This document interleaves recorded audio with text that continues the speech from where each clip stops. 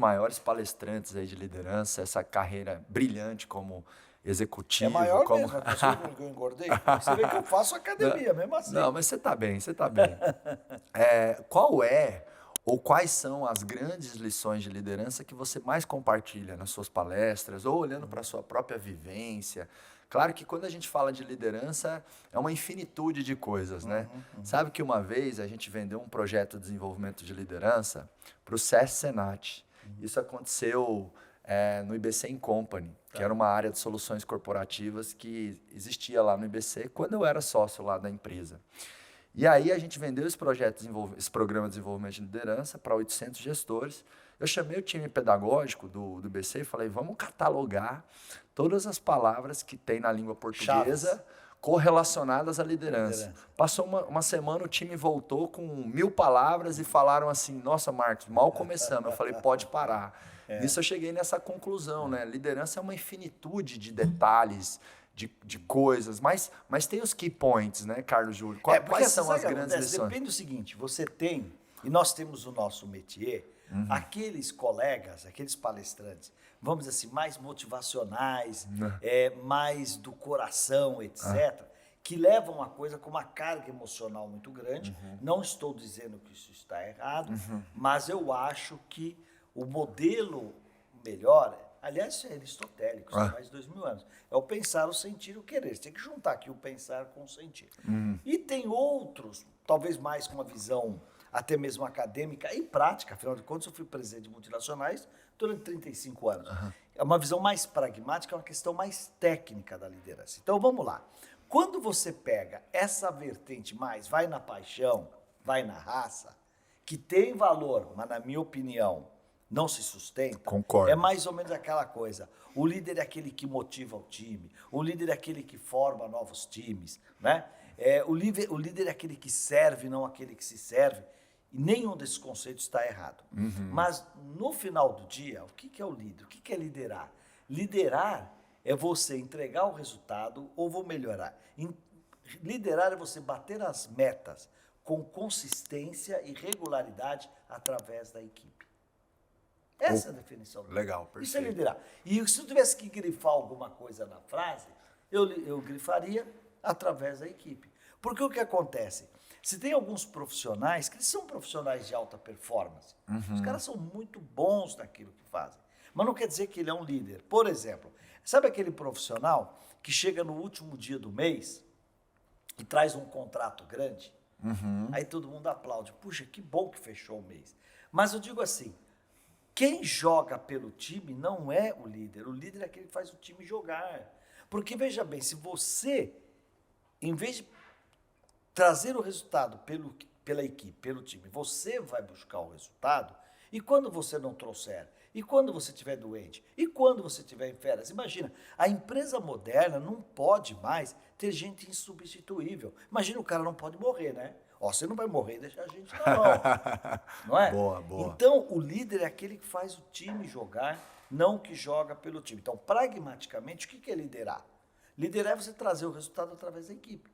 Agora, tem gente que traz esse resultado através da equipe de uma maneira mais com a cenoura na frente, né? Então, coloca a premiação, você mesmo falou, olha, aqui a gente tem múltiplos de salário de incentivo e tudo mais e tal, que é uma metodologia, é uma coisa. Tem outros que já criam uma coisa mais dinâmica dentro da empresa, como se fosse uma equipe de futebol que tem que ir lá conquistar o coisa. Está tudo certo do mesmo jeito, né? A importante é o seguinte, e isso daí a gente sabe que é uma habilidade de um líder que é bom gestor, porque se o cara for líder, ele não for bom gestor, ele não sabe fazer isso. Que são coisas distintas e complementares, né? São complementares. E eu acho que essa sinergia potencializa o trabalho tanto do líder como gestor, que é o seguinte, que é ter a habilidade de botar a pessoa certa no lugar certo. Porque quantas vezes você coloca a pessoa certa no lugar errado, e a pessoa certa no lugar errado, ela desanima e vai embora, não está curtindo o trabalho. Mas também você colocar a pessoa errada no lugar certo, quebra a empresa.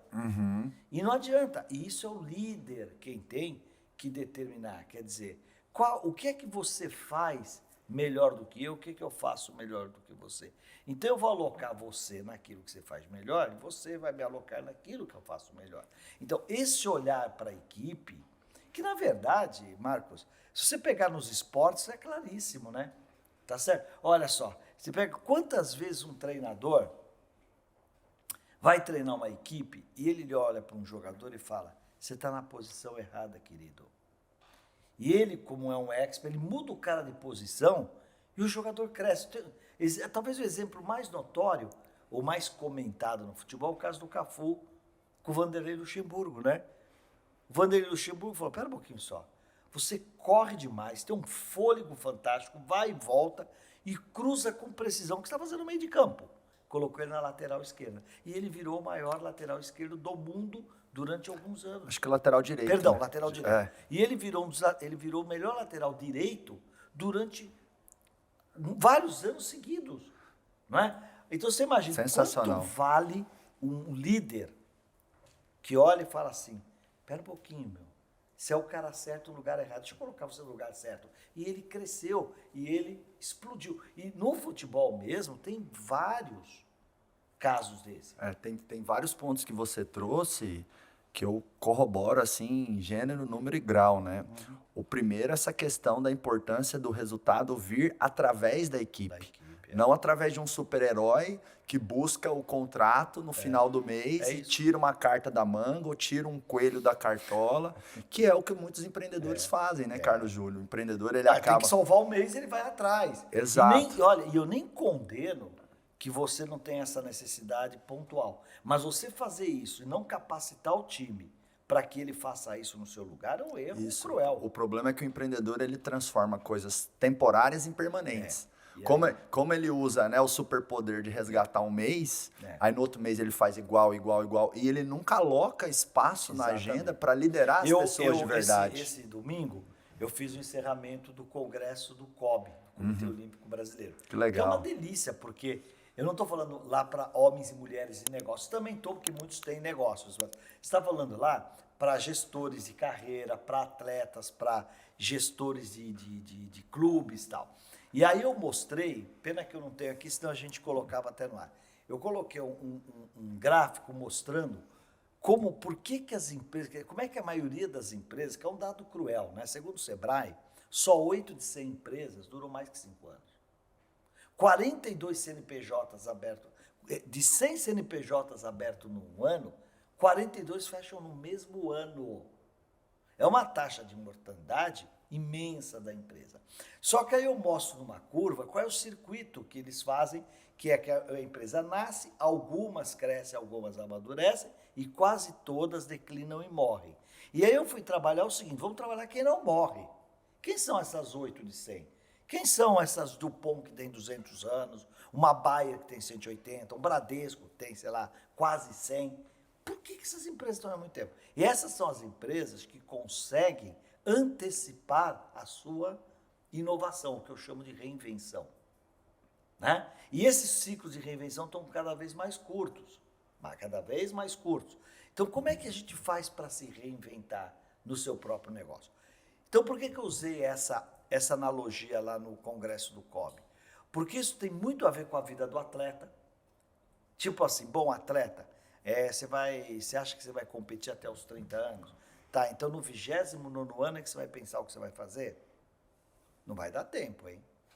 Sabe assim? Então, mostrar como é que funciona esse... Você pode ter uma reinvenção que eu chamo de concêntrica ou vocacional quando é dentro do seu próprio negócio. Por exemplo, você que trabalhava lá com seu pai, já nessa área de capacitação, treinamento e tudo mais, e aí o que você faz? Bom, eu vou pegar agora um outro tema que não é o coaching, é o desenvolvimento, ou o crescimento, o grow hack e tal, e vou trabalhar do lado de cá. Então, isso a gente chama de vocacional. E existem outros tipos de inovação e de crescimento empresarial, que é quando você diversifica, que tem muito mais riscos.